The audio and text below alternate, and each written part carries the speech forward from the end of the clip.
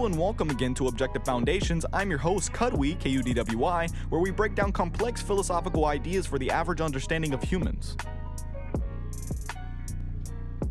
Yo, welcome to a brand new episode of Objective Foundations. I have been away for quite some time, roughly about a month, because I've been working on my personal life and stuff like that. I've been trying to get in contact with a couple of people, getting some new interviews and stuff like that, and writing a couple of essays, actually. But this podcast is actually going to be a derivative from one of my essays that I wrote, which is called Are Capitalists Utopians? And I'm going to be defending the answer that no, we are not. So if the commentary is centered around the idea if we are utopians, let's define utopian. In Webster's dictionary, it refers to being an impractical scheme or an imaginary remote place. Implied in this definition, it is stating that capitalism has no justified grounds within reality. That means the whole entire idea of capitalism is a product of our consciousness. It's just a bunch of conglomerate of ideas, and we can never justify it based on the facts of reality. By capitalism, I mean it as Ayn Rand defines it, a social system based on the recognition of individual rights. This means there's a government in place whose only purpose is to protect individual rights. The only individual rights of its citizens is life, liberty, private property, and the pursuit of happiness.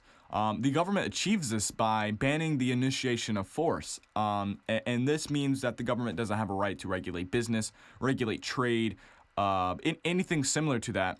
It's a complete separation of state and economics because any regulations or anything similar would rely on the initiation of force, which is completely antithetical to the notion of individual rights. It seems, we're growing up in a pragmatic world, and it seems so ridiculous because we have been taught compromise on our values, compromise on principles. Ever since I would say 150 years after the Constitution of America, that's when we went away from individualism, and I think the first person to really put it into motion was Hoover, actually, and to really put it into modern light or really encapsulate the pragmatism. I'll quote Barack Obama here. He says, "A good compromise, a good piece of legislation is like a good sentence or a good piece of music. Everybody can recognize it. They say, huh, it works. It makes sense." Now, works by what standard? That's the question. What standard are we saying, yeah, it works, right? Because the only thing that can really work is if it's in accordance with reality. That's the only way we can make things work. Because if it contradicts any of the facts of reality and we're trying to achieve something, we will never be able to obtain it. Unless we have to give up our values. And still, it's a circle because it goes back to if we give up our values, then it still won't work. And hence, I'm referencing rational values, just to make it be clear.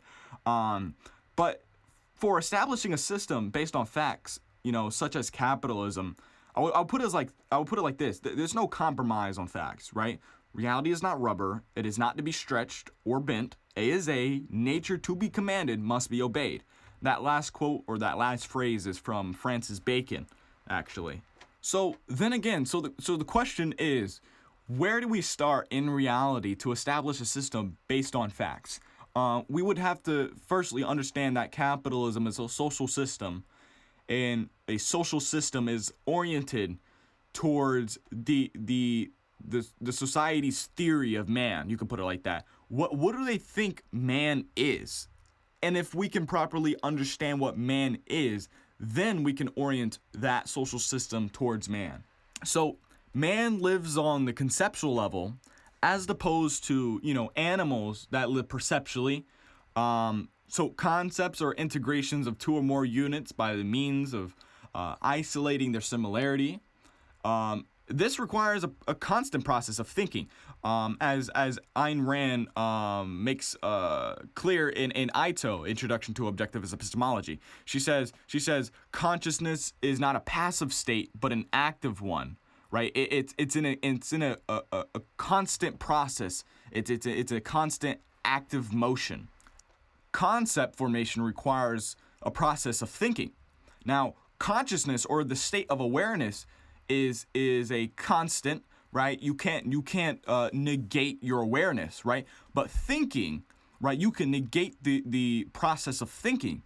So this is why thinking is not an automatic thing. It requires you to choose to act upon it in order to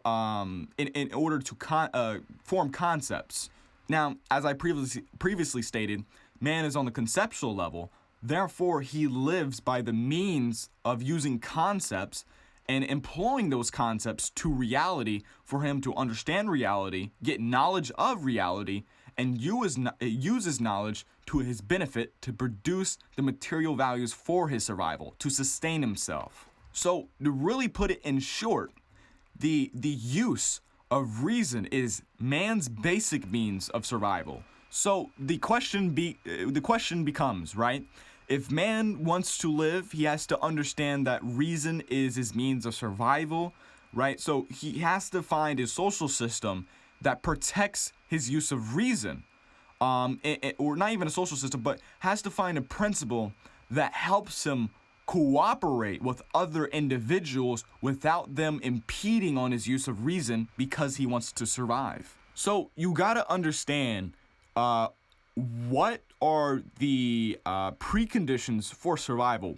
What are the basic things that man needs to be guaranteed to continue his survival, right? So one is his own life, right? The fact that he can act upon it.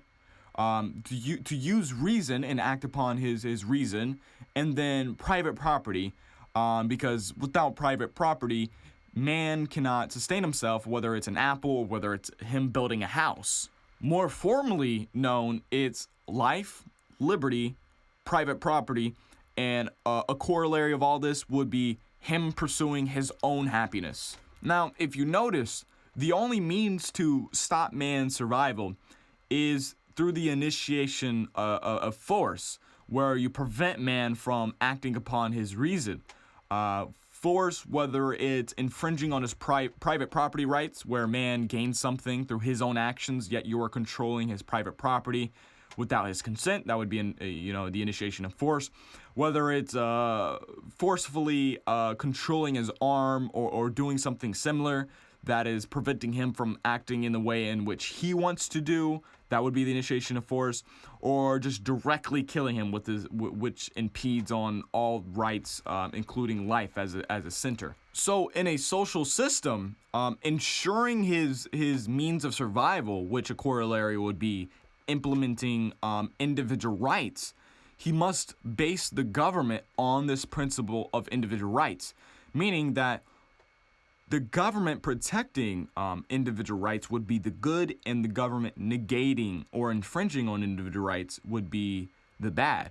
So the government must be confined to the necessities for protecting individual rights. The way that the government does this is once again banning the initiation of force, and if the initiation of force is used, the government through delegation has the right to provide retaliatory force, in the sense that it retaliates against those who have initiated the use of force. Now, us citizens do have, in a social system, do have the right to retaliate against one another if another person infringes on our individual rights. And that power, that right, we can delegate it towards the government. Now, this doesn't mean we never have the right to ourselves to retaliate. The only times that we do have the right to retaliate is in the circumstances of immediate danger, that our life is an immediate danger. We have to retaliate now. The government is not coming anytime soon to help me. The reason why it's only confined to immediate danger situations is that man doesn't have the right to use arbitrary force, whatever he deems that is enough force to retaliate with, right? So, I like this analogy, but just because grandma pinches your cheek too hard doesn't give you the right to, punch her in her nose, I love that example. I use that constantly to show that there has to be objective law in place to deem what is the right amount of retaliatory force, right, relative to the person who have initiated its use, right? So that's why we only confine it to immediate danger. Now, just like man is not authorized to use arbitrary force, it is actually an attack on reason to make such accusations, such arbitrary accusations, to deem capitalism as an impractical scheme, because capitalism, if understood properly, does have its roots within reality, within the theory of man. And of course, their theory of man rests on, the other branches of philosophy before that. But as a contextual axiom, a social system depends on what their theory of man is. Now, before I sign off, I would like to address this common argument amongst many.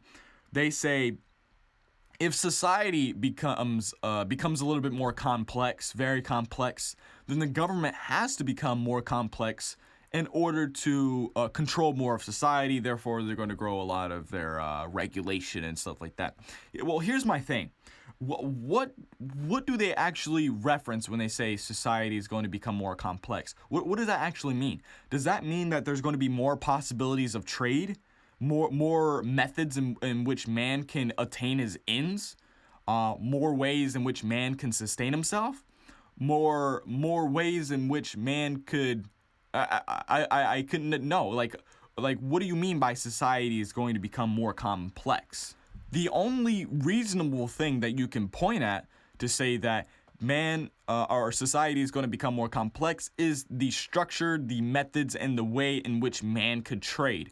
Right? So the main principle is trade. That's how society cooperates, right? And the only way in which they could trade is through the protection of individual rights. So no matter how much, quote unquote, the government increases the law system, right? Because there's going to be new innovations, they're going to have to create new laws to conform to those innovations and so on and so forth. But no matter how much more laws are added to the government, the principle in which these laws are added is individual rights. So yes, by the same principle, the government is becoming more complex and society is becoming more complex, but the principles remain the same.